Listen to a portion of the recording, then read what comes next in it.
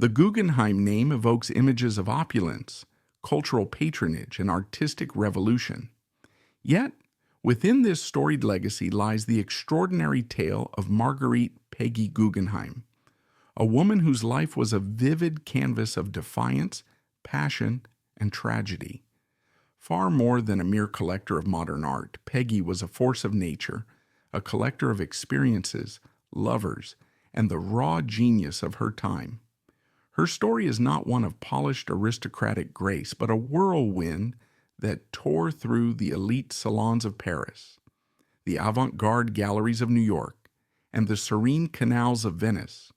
She left behind not just a museum, but a myth, a legacy defined by her contradictions, as captivating and complex as the masterpieces she championed. Born on August 26, 1898, in New York City, Marguerite Guggenheim was the second of three daughters to Benjamin Guggenheim, a magnate in the mining industry, and Florette Seligman, heiress to a banking dynasty. The Guggenheim name carried weight, synonymous with wealth and influence, but Peggy's branch of the family lived in the shadow of even richer relatives, such as the Strausses, who owned Macy's department store. Her childhood was steeped in privilege, lavish dinners, European vacations, and the finest tutors, but it was also constrained by the rigid expectations of high society and the watchful eyes of strict nannies. Beneath the surface of this gilded world, Peggy harbored a rebellious spirit. Her sharp wit and untamed curiosity set her apart even as a child. She clashed with authority, a trait that became evident when she was expelled from the Jacobi School for fighting, an early sign of the defiance that would define her life. Yet her childhood was not without its shadows. The unspoken pressure to uphold the Guggenheim name weighed heavily, and her family's wealth, while substantial, was not as boundless as that of their cousins. This subtle insecurity planted the seeds of Peggy's lifelong hunger for independence and self-definition. In April 1912, when Peggy was just 13, her world was irrevocably altered. Her father, Benjamin Guggenheim, boarded the RMS Titanic for a transatlantic voyage. When the ship struck an iceberg and sank, Benjamin made a fateful choice. Refusing a lifeboat, he stayed behind to ensure the safety of women and children, donning his finest evening wear and declaring, "We've dressed up in our best and are prepared to go down like gentlemen." His heroic sacrifice was immortalized in newspapers, but for Peggy, it was a devastating blow. The headlines that celebrated his bravery offered little solace to a young girl grappling with the sudden loss of her father. Benjamin's death left Peggy with a $2.5 million inheritance, equivalent to roughly $70 million today, granting her financial independence at a young age, but the money could not fill the void left by her father's absence. "I lost my father and my security," she later wrote, a sentiment that would echo through her life. This grief, raw and unrelenting, became a driving force, transforming into a restless ambition and a hunger for something greater than the confines of her privileged upbringing. By 1919, Peggy had grown weary of the stifling social expectations of Manhattan's elite. Seeking freedom, she fled to Paris, the epicenter of the Jazz Age, and a haven for artists, writers, and dreamers. The city was alive with the pulse of modernity, and Peggy immersed herself in its bohemian undercurrents. She befriended the titans of the avant-garde, Marcel Duchamp, the enigmatic pioneers of Dadaism, Man Ray, the surrealist photographer, and Constantin Brancusi, the sculptor who redefined form. These were not merely artists, they were revolutionaries who challenged the very definition of art, and Peggy was drawn to their audacity. In Paris, Peggy did not merely observe the cultural upheaval, she became a part of it. She was not content to be a passive admirer. She became a patron, a confidant, and in many cases a lover to the artists whose work she championed. Her presence in Montparnasse cafes and left bank ateliers was electric, her name whispered with a mix of admiration and intrigue. By 1938, she had taken a bold step, opening her first gallery, Guggenheim Jeune, in London. The gallery showcased daring works by artists like Jean Cocteau, Wassily Kandinsky, and Yves Tanguy, signaling Peggy's emergence as a serious force in the art world. It was a risky venture, but Peggy thrived on risk, her vision always a step ahead of the critics.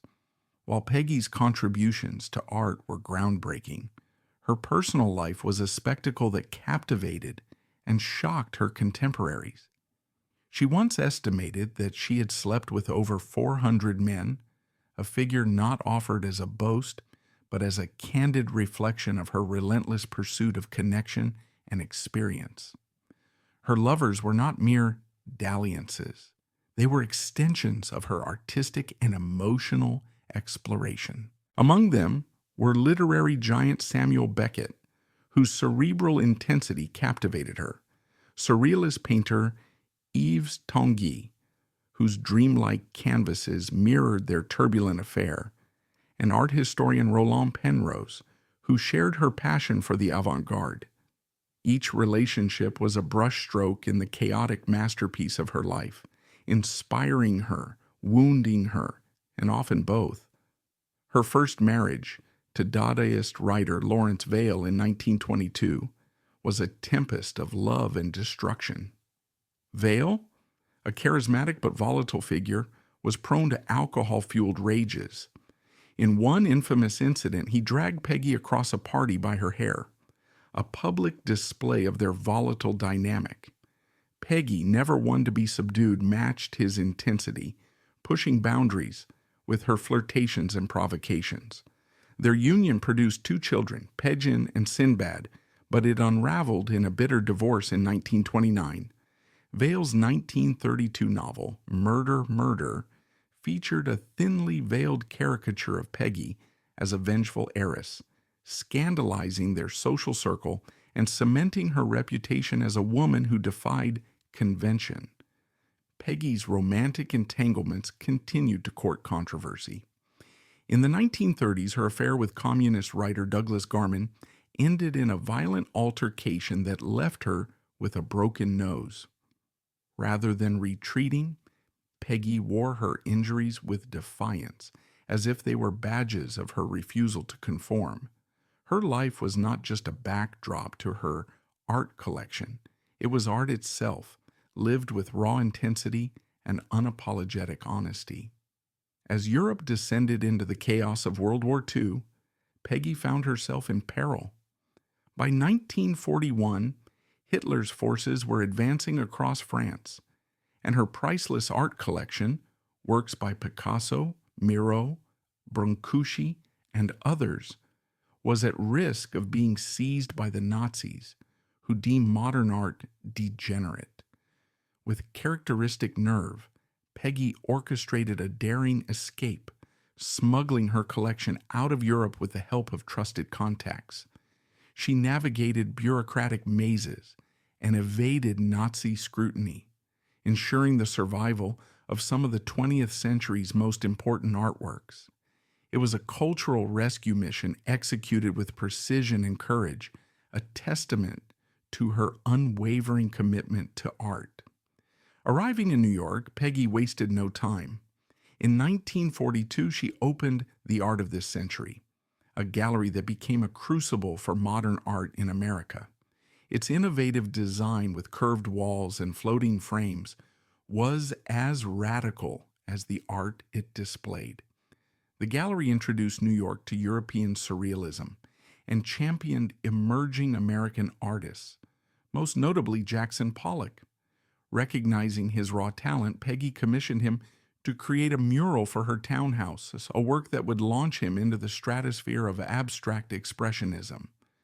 Critics scoffed at her choices, but Peggy's instincts were unerring. She was not just collecting art, she was shaping its future. Peggy's second marriage to German surrealist Max Ernst in 1941 was less a romance than a strategic alliance. Ernst, fleeing Nazi persecution, relied on Peggy's wealth and connections to secure his passage to America. Their marriage was open and fraught with tension. Ernst maintained a relationship with artist Leonora Carrington, while Peggy pursued affairs of her own, including one with filmmaker Kenneth McPherson. The union was marked by mutual resentment, with Ernst later dismissing Peggy as a rich bitch. When they divorced in 1946, Peggy kept his paintings, a fitting rejoinder to his bitterness. Her heart, it seemed, was always more invested in art than in matrimony. In 1948, Peggy settled in Venice, purchasing the Palazzo Venier dei Leoni, an unfinished 18th century palace on the Grand Canal.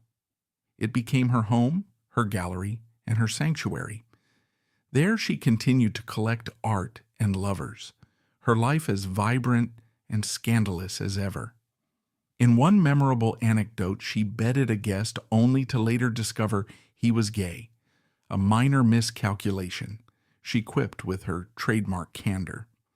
Her memoirs, Out of This Century, published in 1946 and later revised, shocked even her bohemian peers with their frank discussions of her sexual exploits and emotional vulnerabilities. Critics branded her a nymphomaniac. Peggy shrugged, unconcerned with their judgment. Peggy Guggenheim's life, though glittering with artistic triumphs and bold defiance, was steeped in personal tragedy that shadowed her every achievement. Beneath her fearless exterior lay a woman burdened by loss, guilt, and unhealed wounds, her story intertwined with the sorrows of those closest to her. Pagan Vale, Peggy's only daughter, was born into a world of privilege but inherited a complex legacy. Like her mother, Pagan possessed a natural artistic talent, her paintings radiating a delicate, melancholic beauty that hinted at her inner turmoil. Yet she also carried Peggy's emotional fragility, a vulnerability exacerbated by a childhood spent largely in the care of nannies. While Peggy chased her passions, art, lovers, and adventure, Pagan grew up feeling unmoored, yearning for the maternal connection that eluded her. As an adult, Pagan sought stability in her marriage to French painter Jean-Pierre Rumney, with whom she had 4 children. But the shadows of depression and addiction clung to her, relentless and unforgiving. Her artwork, exhibited in galleries across Europe, was praised for its sensitivity, but it also served as a window into her fractured psyche.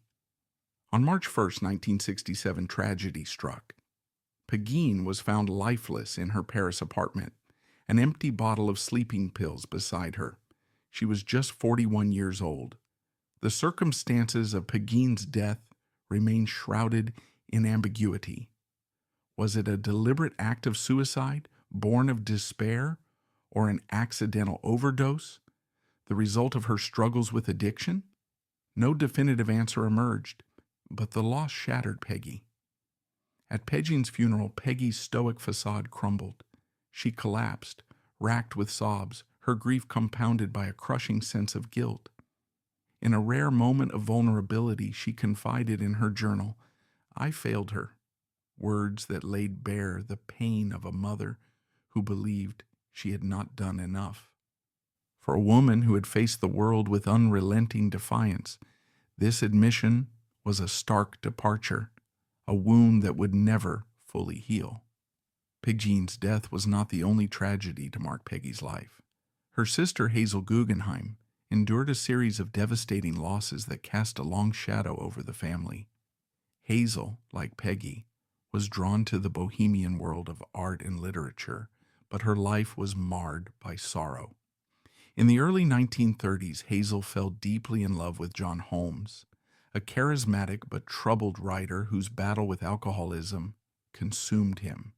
His death in 1934, at the age of 37, left Hazel reeling, her heart broken by the loss of a man she had hoped would anchor her. The pain of Holmes's death paled in comparison to the unimaginable tragedy that followed. In 1943, Hazel's two young sons, Terence and Benjamin, plummeted to their deaths from the window of a 13th floor apartment in New York City. The official report classified the incident as a horrific accident, but whispers of a murder-suicide lingered, fueled by the family's history of emotional instability. The ambiguity surrounding the boys' deaths deepened the tragedy, leaving Hazel engulfed in grief and speculation. Peggy, ever conscious of the Guggenheim name and wary of further scandal, maintained a public distance from Hazel during this period. Yet privately, she mourned deeply for her sister and her nephews. The loss of Terence and Benjamin added another layer of sorrow to Peggy's life, a reminder that her wealth and influence could not shield her from the cruelties of fate. Though she rarely spoke of Hazel's tragedies, those close to her noted a quiet sadness that lingered, a scar that time could not erase.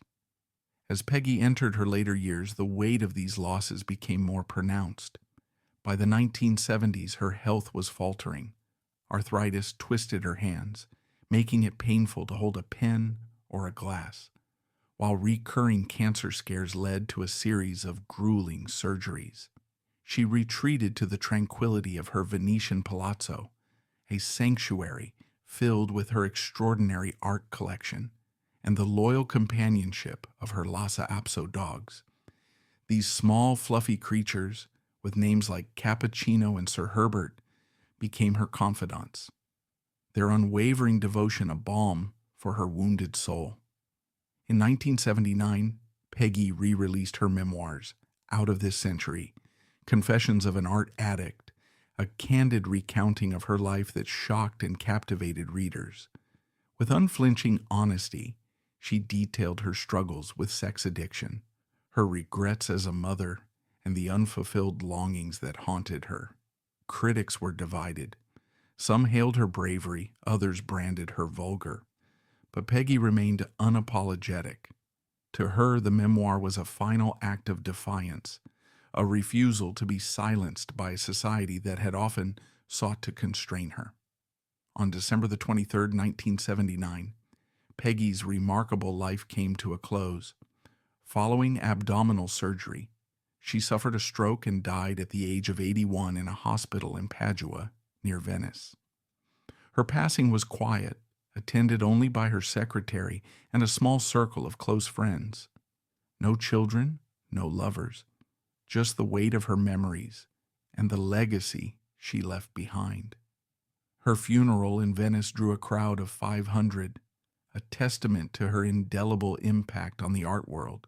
Artists, diplomats, and collectors gathered to honor a woman who had championed the avant-garde, her collection a cornerstone of modern art.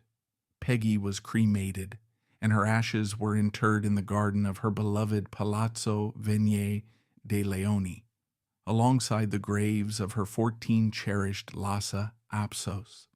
The placement was poignant, a symbol of the loyalty she valued above all else, a loyalty she had found more readily in her dogs than in the humans who had come and gone from her life.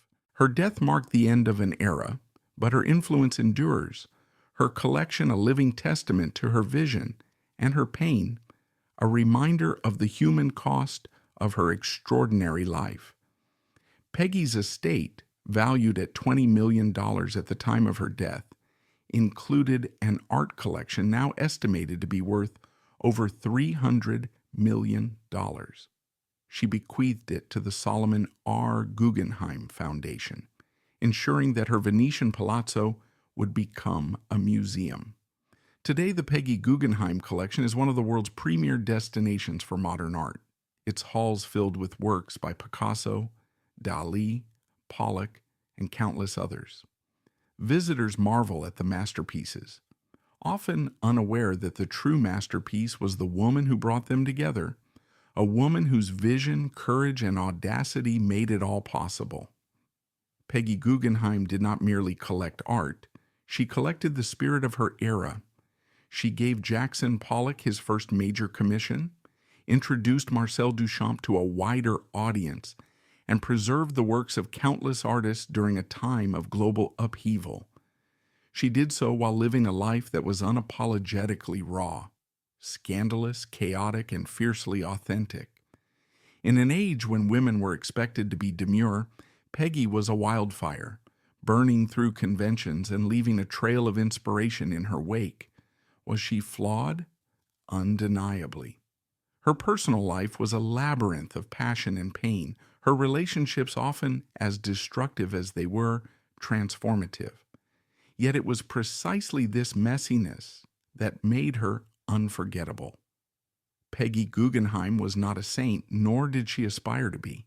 She was a creator, a provocateur, a visionary who understood that art is not about perfection, but about the courage to feel, to risk, to live. In the end, her legacy is not just the museum that bears her name or the canvases that adorn its walls. It is the reminder that true art, whether on a canvas or in a life, emerges from passion, chaos, and an unyielding commitment to truth. Peggy Guggenheim was all of these things, and the world is richer for it.